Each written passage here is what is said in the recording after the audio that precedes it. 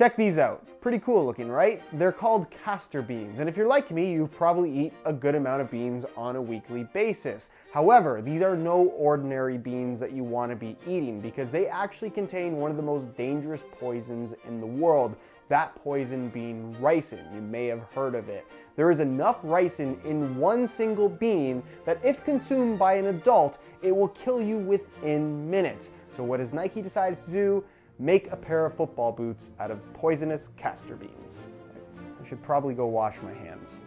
What's going on, guys? Josh from soccerreviewsforyou.com, bringing you a quick history lesson on one of the coolest but also one of the worst boots, in my opinion at least, that Nike has ever made. The limited edition Nike GS from 2012. So about 6 years ago, Nike launched the Nike GS, GS standing for Green Speed. In fact, I was actually at Nike World headquarters around the announcement time of this particular boot, there for the launch of the Nike CTR 360 Maestri 3. So I actually got to see pre-production sample variations at Nike World headquarters of this particular boot before I even had them myself. The concept behind the Green Speed is kind of in the name. They tried to make a boot almost entirely out of recycled materials, and one of those recycled renewable materials would be plants in the form of poisonous castor beans. Now I should mention that castor beans aren't entirely dangerous. Yes, they contain enough ricin in one single bean to kill you, which is scary,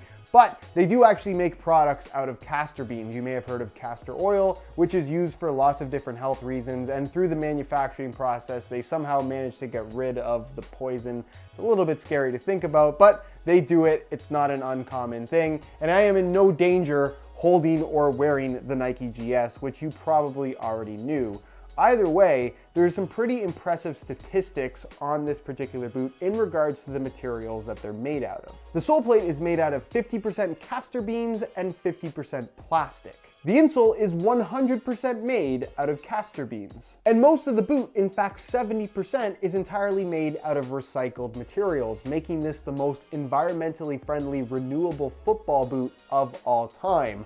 Unfortunately, that does not make them good. So in the lead up to the 2012 London Olympics, Nike would release the GS concept. $300 a pair, limited to only 2,012 pairs worldwide, each of which individually numbered. I have pair number 613 out of 2012. So it was a super limited release with a great looking design and a concept that was arguably even cooler. As you would expect, even though they were really expensive, they sold out pretty much immediately. Nike even had Neymar wear them during the 2012 London Olympics. So to say the least, this release went over extremely well for the Nike brand. Luckily for Nike, because this was such an expensive limited edition release, most people who really wanted the GS weren't able to get their hands on them. And I would say the majority of people who did manage to get them were collectors that weren't going to wear them anyways. However, the few people that did manage to get Nike GSs and wore them were sorely disappointed because this is actually one of the most uncomfortable, stiffest football boots ever made. It's one thing for a boot to look cool, which I really feel like this is one of the coolest looking boots Nike has ever produced.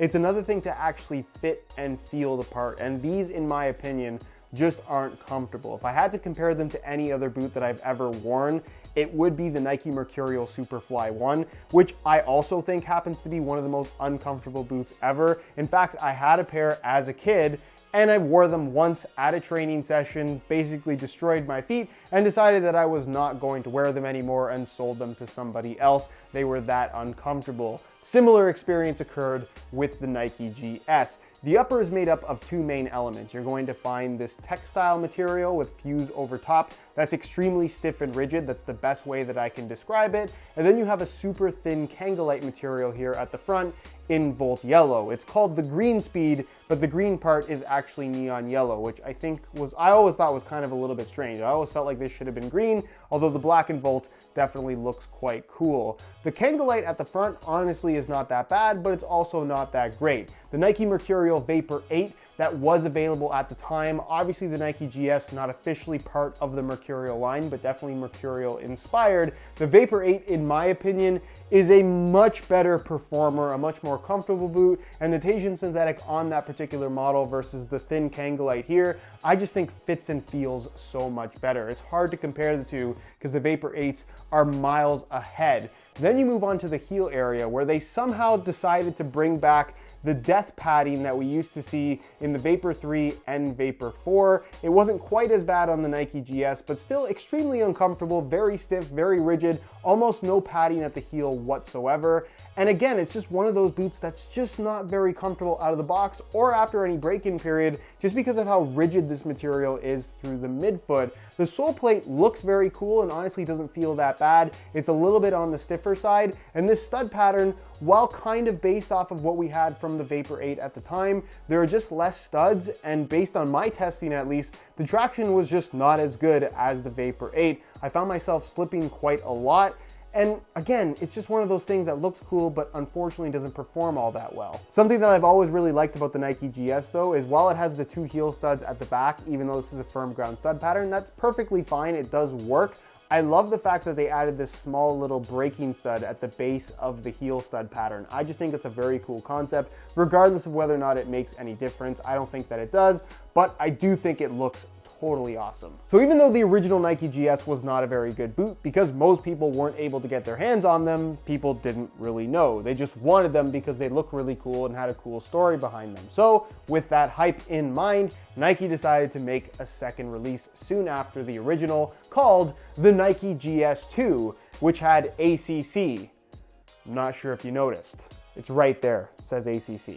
So Nike would go on to release the GS Concept 2, an improved variation of the original Nike GS. Now white and black rather than Volton black, still a limited edition release, although retailing for $50 less, $250 rather than $300, and not in any specific number amount. The first GS was limited to 2,012 pairs, each individually numbered. There are no specific numbers for the production of the GS2, but I've always estimated around 5 times as many as the original, so roughly about 10,000 pairs. Still hard to get, but a lot of people who missed out on the first release did manage to get the Nike GS2, and most of them were pretty disappointed. The GS2 was definitely not as well received as the original, mainly because of the way that it looked. Yes, it's the same overall design. You can see they added a large Nike swoosh on the medial side rather than sticking with the small one. And the black and white color scheme, I don't think too many people disliked. I really like the white toe and then black for everything else. But of course, the incorporation of the giant ACC logo in the middle